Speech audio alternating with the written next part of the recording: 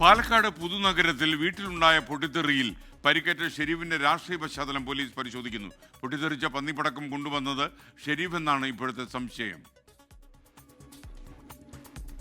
ഇന്നലെ ഉച്ചയോടെയാണ് പുതുനഗരം മാങ്ങോട് ലക്ഷം വീട് നഗറിൽ ഹക്കീമിന്റെ വീട്ടിൽ സ്ഫോടനമുണ്ടായത്.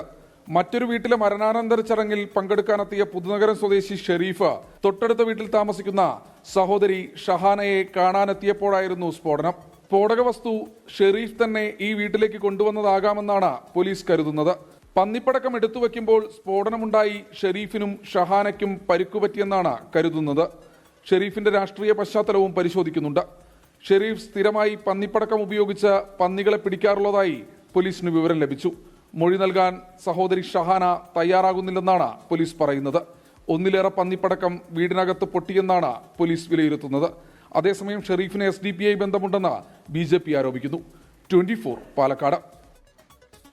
ലോകത്തെവിടെയായാലും ഏത് സമയത്തും 24 വാർത്തകളും ഓഗ്മെന്റഡ് റിയാലിറ്റി പാക്കേജുകളും എക്സ്പ്ലെയിനറുകളും വിശദമായി കാണാൻ ഞങ്ങളുടെ YouTube ചാനൽ നിങ്ങൾക്ക് സബ്സ്ക്രൈബ് ചെയ്യാം.